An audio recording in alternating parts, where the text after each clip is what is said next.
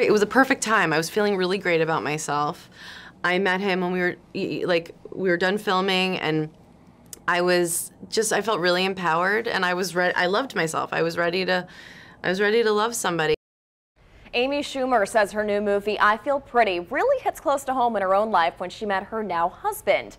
Movie writer Mike Scott with NOLA.com, the Times-Picayune, is here with that and more on what's worth seeing this weekend. Hey, Mike, thanks for being here. Thank you. Always happy to be here. So, I Feel Pretty. Yeah, as we were saying in the break, everybody's kind of looking ahead to next week when Avengers Infinity War opens, and that's going to be huge. It's going to be so huge, in fact, that movie studios are a little cautious about this week. They don't want to open too much the real big movies this week, but one of the exceptions is Amy Schumer, always funny and always fearless. Yeah. It's with I Feel Pretty, and it's interesting. This one is sort of like pre-Avengers counter-programming. It's a comedy about a woman who suffers a head injury and wakes up thinking she's one of the most beautiful, most capable women in the world. And it's got a lot of promise there. It's got Amy Schumer, who's always engaging. She's kind of having a moment in Hollywood right now. Absolutely. And then the premise of this one is interesting. It seems like it's open for social commentary and exploration of, identity and beauty and self-image.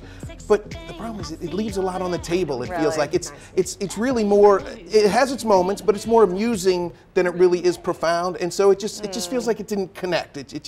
I wanted it to be better than it was. That's a shame. Well, I guess it all worked out for her after she met her husband. And well, there you go. she felt empowered by the movie, so there you go. All right, the next one we want to talk about, Super Troopers 2. Yeah, right. Well, today is 420, so happy 420, by the way. And so we get a stoner comedy. This is a 17 years later sequel to Super Troopers, which was made by the Broken Lizard comedy troupe, and which kind of became sort of a cult favorite, a cult classic. And so now we get a comedy about a group of Vermont state troopers who are called in to help police a border dispute. The big joke being it's the northern border, not the southern border.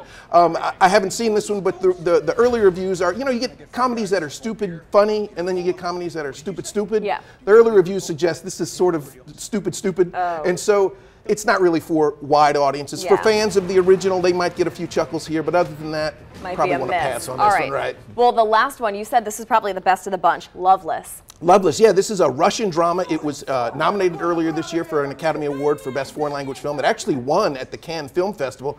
It's a very, very heavy, very grim drama set in Moscow about a married couple whose 12-year-old son goes missing just as they're in the middle of an extremely bitter divorce.